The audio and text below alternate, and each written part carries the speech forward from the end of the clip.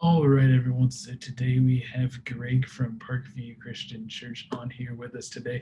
Greg is the elementary programming specialist, and those responsibilities kind of include everything from first through fifth grade curriculum. So Greg is the man for getting that programming all set up, outlined, and then distributed amongst the Parkview campuses. So really excited to chat today, Greg. Could you tell us a bit about your background, like what called you into ministry and how did you find your current role at Parkview? Okay, well, great. Thanks for having me. I don't know who put you up to this, Chris, but I will say I have a particular set of skills, and I will. All right. So, but no, I'm happy to be here. I am the elementary programming specialist, like Chris said. And for those of you who don't know, that may sound like a special ops sniper, but essentially that just means that I put together the curriculum for first through fifth grade across our 3 campuses. We have a great team. We have some awesome administrative people that don't get enough credit, but they take my script and they see what needs to be done for both large group and small group. And for multi-site campuses, it can get pretty interesting, like 1 note card per kid per service. And they put that all together. So my background, I started in children's ministry in December 31st of 2007. So been doing this for a little bit from different roles from birth through 6th grade as a children's pastor in large and small churches to now being an elementary programming guy. So God has taken me on quite the journey, but the call to ministry I felt was always there as a kid, kind of ran from it, those prodigal years that we all say. But God has really shown me that children's ministry matters. And I think if you're listening to this, I just first thing want to encourage you in that. If you're listening to this looking for ideas, landed upon this, just know that what you do matters, regardless of what you hear in this podcast. So I want to encourage you with that. So God can take you on an incredible journey like he did for me. So Absolutely. Well, could not agree more there, Greg. And I know it can be like, there's a lot of stuff to do in ministry. A lot's on your plate, and it is a very important role that matters a lot. And so, always keeping that top of mind is definitely a good mantra to remember. So, thank you for sharing. And wanted to pull on one of those threads you mentioned. I've been in or ministry in general since 2007 and worked in a variety of like large and smaller churches. So with that kind of range of experience ministering to different sizes of kids classes, what are some things that are like similar through kids ministry, whether you're teaching to 4 kids or 400, and then what are some things that are really different between the size differences? okay. I think the first and foremost thing that is the same, Chris, I would say is a kid just wants to be known and to have that feeling of not only having fun, but that they have a connection with somebody there in the room. I think that is something, whether large or small church, that we should focus on first and foremost. Of course, we always talk about safety. We always talk about making that child feel welcome and safe. But beyond that, the most important thing that we can do is to know a child by their name, whether our group is 5 kids or 500.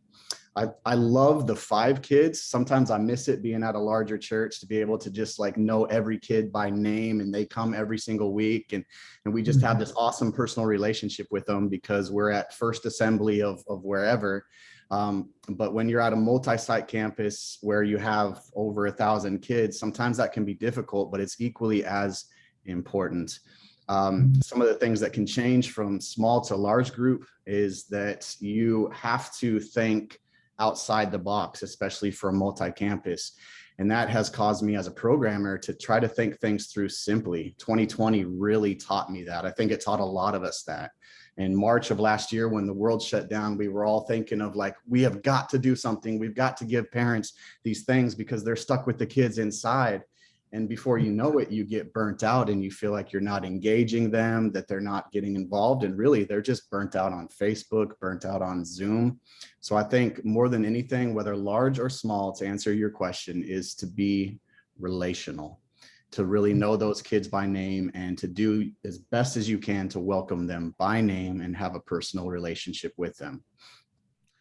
Absolutely. That is definitely something very important. Being relational is the foundation for relationship in ministry and encouraging kids to grow in their faith. So that is obviously something that is going to be your main goal, whether you're ministering to one kid or thousands, as you mentioned. So absolutely love to see that. And then yeah, burnout is really important to be cognizant of in yourself, but also for at-home ministry, because parents, could be like, oh, wow, another Zoom link. This is really unique. So it's like, what are some tips you have for creating engaging programming for in-person and online ministries? Okay, so this is definitely something that, just full disclosure for those of you, Chris, and just anybody listening, I don't have the answers. When I saw this question on our interview and knew that we were going to be talking about it, Chris, I was like, wow, God, you're really going to have to just allow me to be transparent. I would simply say to anybody listening, just try something. Just be able to get on there and have a face that the kids and the parents recognize. When we started in 2020, like I said in the previous, was you're just trying so hard to do so many things. And I'm just going to just present the entire gospel in this one week. And start to scale that down more and more as you see that the engagement is steady, just so long as there's a recognizable face, whether it be online or in person.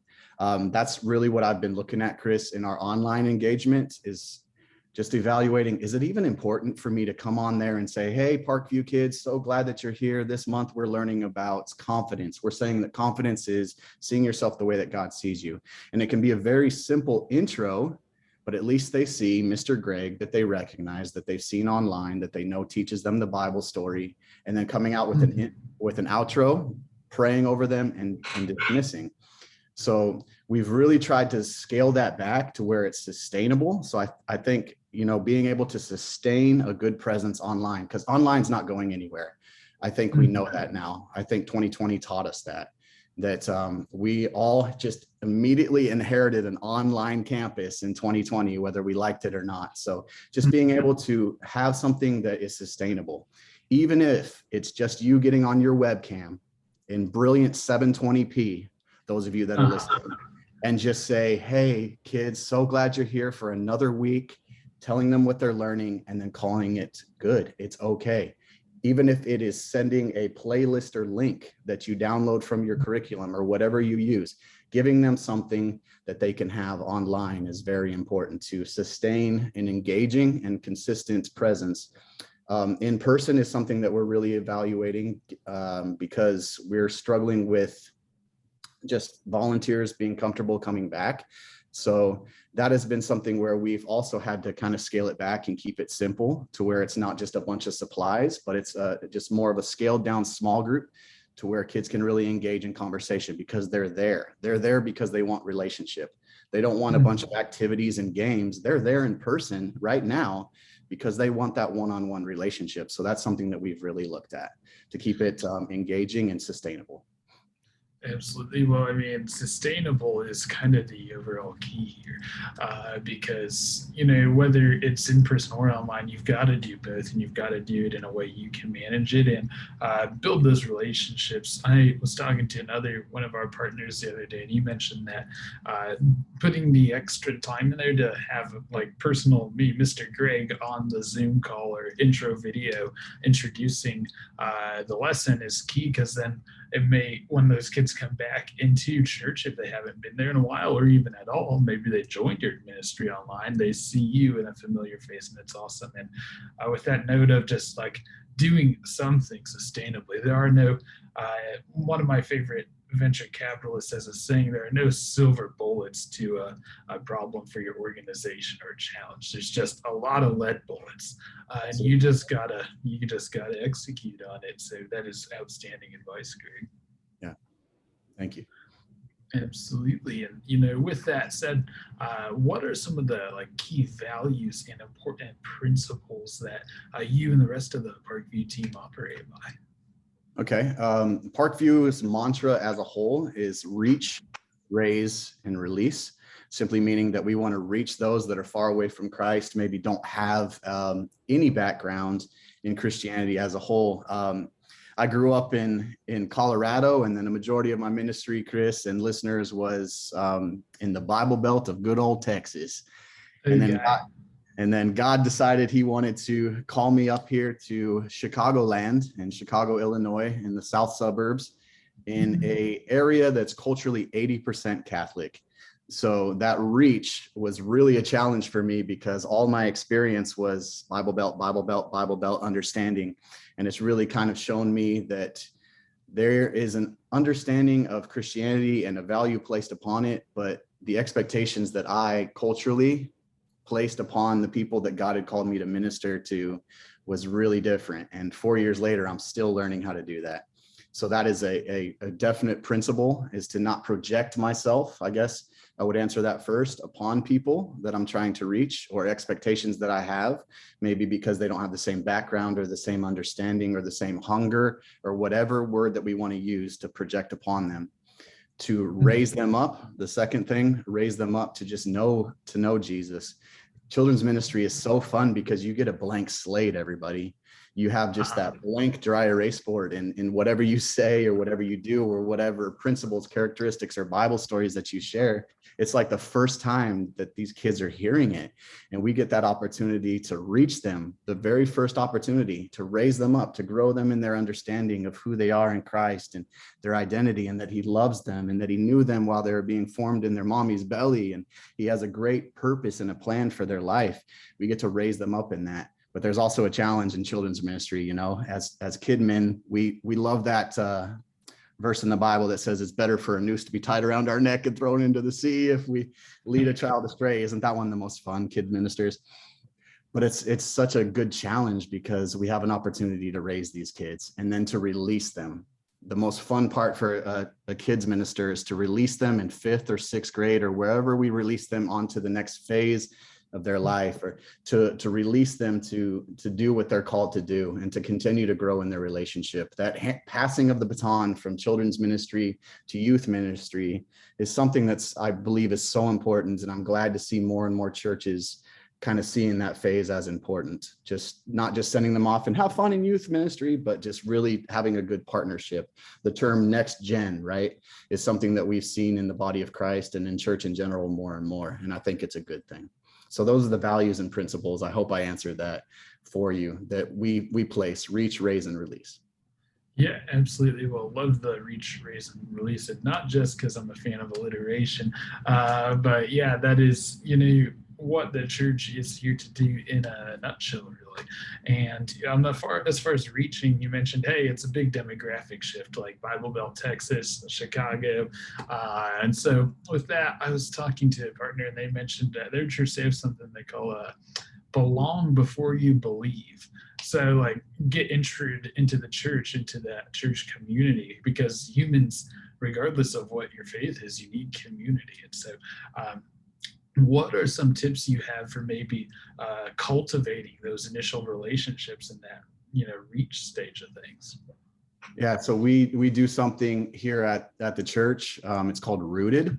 It's not necessarily a kids ministry tip, but Rooted, when I first came on staff at Parkview, I was like, I'm just going to get involved in everything. If I get an email, an all staff email about something coming up, I'm just going to dive in because I really want to just experience this whole thing and to establish community right away.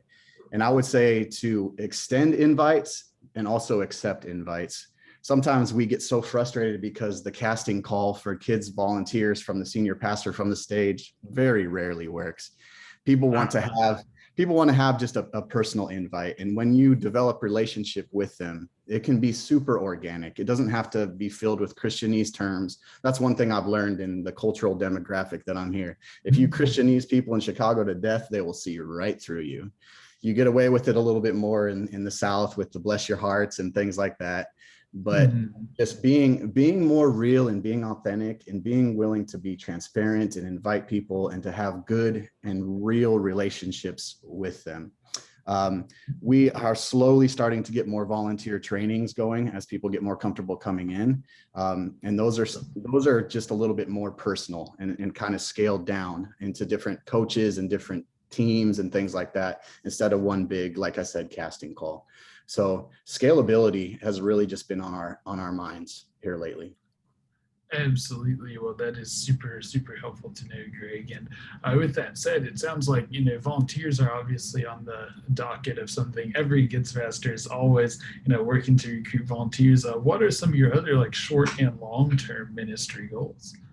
Okay, short term, we do this thing called the WIG, WIG, which is our wildly inspirational goal. But I think honestly, Okay. the I needs to stand for insane, because Yeah. our wildly insane or inspirational goal, Chris, is to get back to our number in pre-COVID, another term that we just love in the church. Pre-COVID and unprecedented, those two words you just want to, if one more person says pre-COVID or unprecedented to me, Yeah. but pre-COVID, we want to get back to our pre-COVID number. So that is short term, and it's slowly, gradually getting there. And I think that has a lot to do with just being more relational, just calling kids by name, like I said earlier, and just giving them an opportunity to have a safe place where they can come to learn about Jesus, who loves them so much. That is our short-term goal. Our wildly inspirational goal is to have our pre-COVID number of 2019 at the end of this year during our Christmas services. Long-term goals, I think, for the ministry of Parkview Kids is to just have an online presence, as we just been working on, but have it to be sustainable.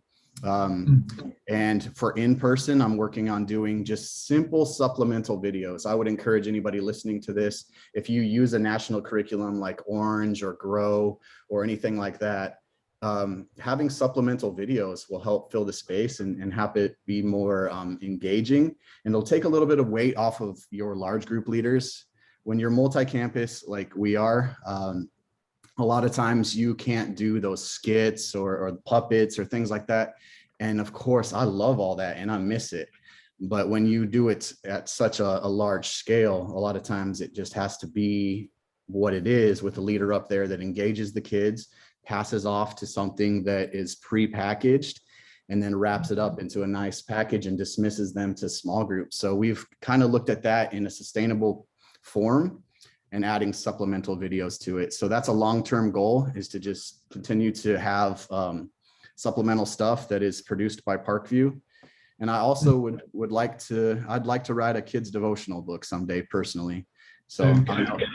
I know that God has gifted me in writing, and he showed that to me when he called me to do this job. So it was a hobby at first, and now it's a profession. So I just need to get down and start typing. So yeah. So well, that is, very exciting to hear, Greg. Definitely let me know when the devotional comes out, because I'd love to check that out and recommend it to partners. So, yeah, and then love the idea of the wildly inspirational goal, and the I is substitutable. So, yeah, that is awesome, and just love the consistent focus on sustainably doing everything we need to do in ministry to keep ministry to the next generation. So it's been super, super enlightening today. We really enjoyed our chat. What other advice or info would you want to share with church leaders? I think, when I saw this question, Chris, in our just kind of pre-screening for this, I took some time to pray about it and just to be obedient to Holy Spirit and obedient to what I believe God is wanting me to encourage you with as we wrap up this talk today. Is kids ministry leader, student ministry leader, next gen person, volunteer, someone that randomly landed on this. I just want to encourage you, what you do matters. You may be coming to this and you may have clicked on this and just, oh, I'm coming to this for answers because maybe you saw a name or a church that you recognize. And a lot of times when people hear large church or multi-campus or thousands of people, they turn and they pivot to that person and think that they have all the answers. We don't. There are leaders out there that are at small churches just treading water and doing whatever they can. And you are important and valuable. You are no less important than someone that's at a larger church. I had that revelation given to me, those of you that are listening, just last weekend on a Saturday night service, when I was struggling with whether or not our online stuff was worth it. And I met a little girl who was in fourth grade, and it was her first time in person back in our fourth grade experience we call the alley. Okay. And her mom came up to me and fist bumped me and said, we've been watching you since the start of the pandemic, and this is our first time back. And listeners, I was wrestling with whether or not I should even be on the thing or to just take what is given to me and post it online without my intro or outro, because I was getting burnt out on it, was wondering whether or not it was worth it. But it was, to that one person. And so whether it's large or small, listener, what you do matters. It's that 99 versus the one. He leaves the 99 to go get the one. What you're doing is reaching that one. So keep on keeping on. I know it's been tough. We've been through a tough season, but God has you in the palm of his hands. So just stick it out. He's placed you there for a reason. So that's the encouragement I want to give to you today. Well, good encouragement indeed, Greg, and thank you for sharing. Thank you for sharing that personal example there. And I remember I went to a small church, growing up in like rural Indiana. And my pastor actually talked about a story where it was a kid and his dad on a beach, and they're like starfish on the sand dying because they belong in the water. And so there are tons of these starfish, and the kid picks one up and tosses it into the ocean. And it's like, dad's like, well, you can't throw all these into the ocean. So I made a difference to that one. And so you are making a difference, and even making a difference to one person is enough. So very important to keep in mind there, Greg. And thank you so much for sharing today. Yeah, thank you.